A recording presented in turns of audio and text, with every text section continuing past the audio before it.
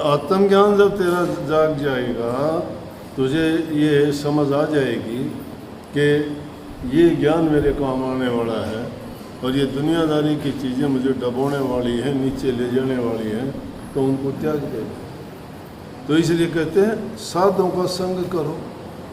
और आगे क्या कही थी दूसरी लाइन में था, संतों के संग से। और अच्छा गुण के बताया कि देखो और फायदा क्या होगा साधु की संगत करने से। साधु की संगत करने से संतों की संगत से काग हंस हो जा। काग हंस कभी होता नहीं है। ये दो गुणों को तुलना की गई है।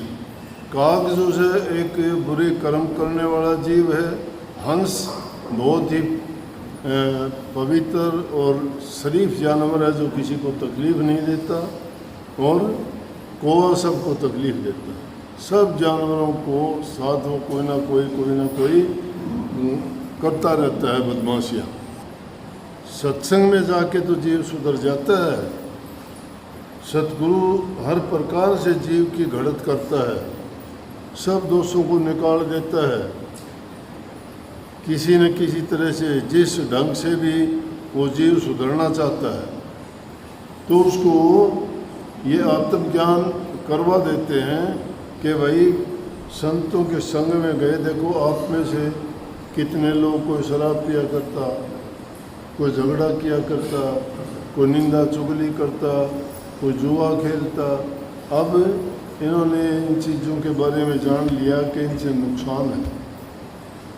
कोई मांस मदिरा पीता था, मांस मदिरा जिसके छूट गया, हुक्का पानी, हुक्का बीड़ी तंबाकू छूट गया, बीमारियों से बच गया। कितनी बीमारी लगती है नशा करने से। तो वो काग वृत्ति छूट के हंस वृत्ति हो जाती है, किसी को दुख नहीं देता, और वो इस नियम पर काम करता है कि जीवो और जीने दो। आप भी प्यार से जियो, दूसरों को भी करें। आगे कहा कि जब ये हालत हो जाती है तो हम उन महापुरुषों का धन्यवाद करते हैं। कहते हैं ना, संत हमारे माई बाप रे, संत हैं भाई बंद।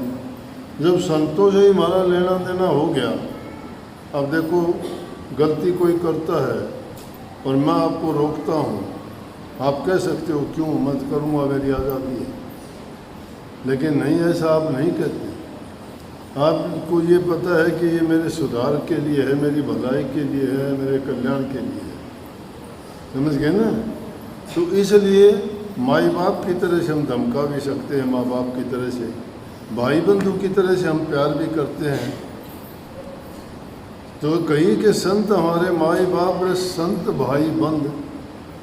जब सारे सब कुछ हो गए हमारे, भाई बंधु भी वही हैं, सखा भी वही हैं, मित्र भी वही हैं, और माँ बाप भी हमारे वही हैं। माँ बाप की तरह से तो हमें प्यार देते हैं, भाई बंधु की तरह से हमारी मदद करते हैं, और मित्र की तरह से जो है हमारी सारी बातों में वो साझी होके हमें सुख दुख के साथी हैं।